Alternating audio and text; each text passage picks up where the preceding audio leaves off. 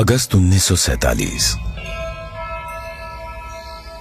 Madras presidency, Tamil Nadu. विशिष्ट लोगों का एक समूह अपने जीवन काल की एक ऐतिहासिक यात्रा की तैयारी कर रहा था। उन्हें एक महत्वपूर्ण कार्य संपन्न करने के लिए आमंत्रित किया गया था।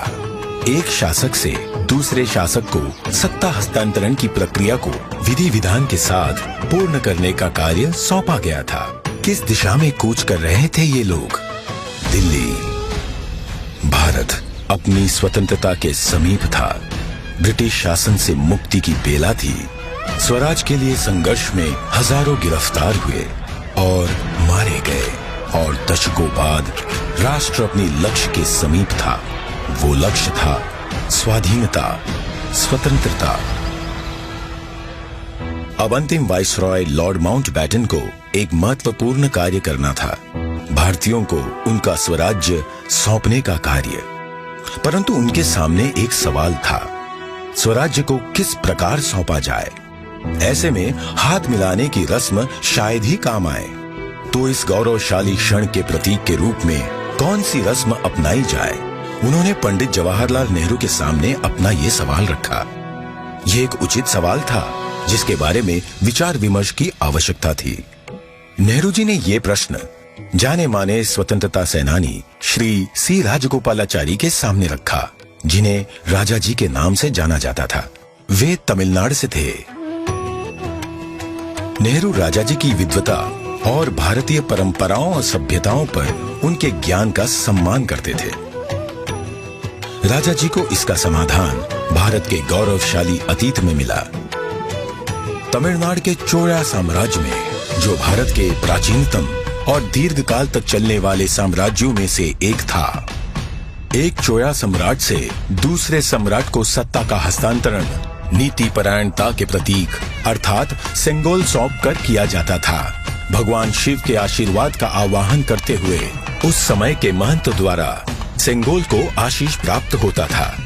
क्योंकि चोला शिव के प्रबल भक्त थे, उनके द्वारा स्थापित हजारों वर्ष पुराने मंदिरों में आज भी पूजा की जाती है।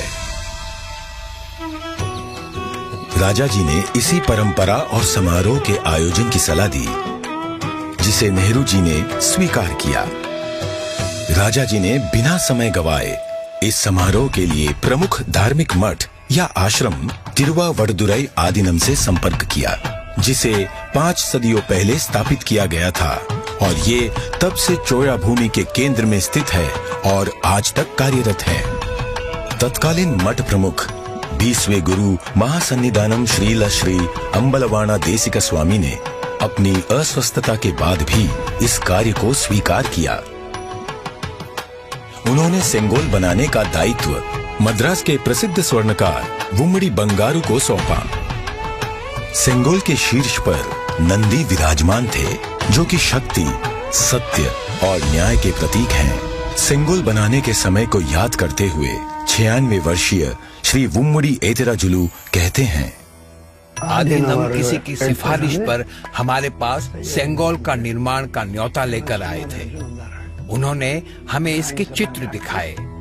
यह एक गोल लंबाकार वस्तु थी, जिसे बिल्कुल वैसे ही बनाना था। यह एक महत्वपूर्ण स्थान पर जा रहा था, इसलिए उच्च गुणवत्ता आवश्यक थी। हमें इसके निर्माण का आदेश मिला। यह चांदी से बना था, जिस पर सोने की परत थी। आधीनम के सानिध्य में इस निर्माण से जुड़कर मैं बहुत ही प्रसन्न था। स्वतंत्रता सबके लिए गौरवशाली क्षण था, पर आधीनम द्वारा हमें सेंगोल निर्माण का दायित्व सौंपने से उस क्षण का महत्व बढ़ गया था।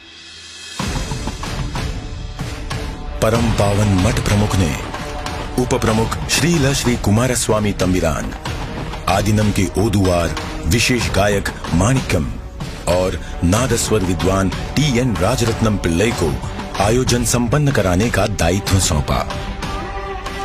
ये दल एक विशेष विमान से दिल्ली पहुंचा। 14 अगस्त 1947 की रात्रि को श्रील श्री कुमारस्वामी तंबिरान ने रीतिनुसार सेंगोल को लॉर्ड माउंटबेटन को सुपुर्द किया।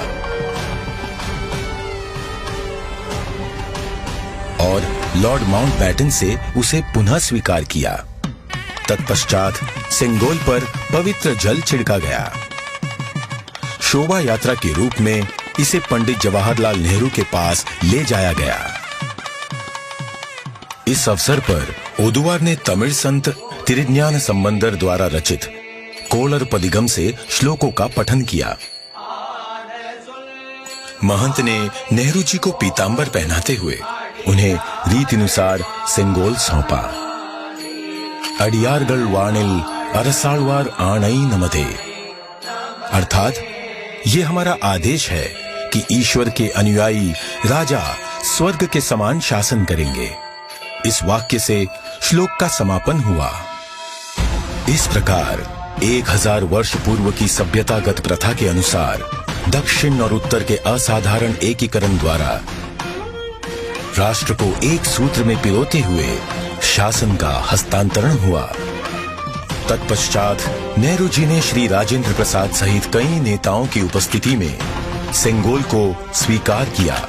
आगे चलकर श्री राजेंद्र प्रसाद भारत के प्रथम राष्ट्रपति बने। इस ऐतिहासिक घटना का उल्लेख व प्रकाशन राष्ट्रीय और अंतर्राष्ट्रीय मीडिया में किया गया। 25 अगस्त 1947 की टाइम पत्रिका ने भी इसे प्रकाशित किया। हस्तांतरण की प्रक्रिया के पश्चात पंडित जवाहरलाल नेहरू ने 14 अगस्त 1947 की मध्य रात्रि को अपना विश्व विख्यात भाषण राष्ट्र के नाम संबोधित किया।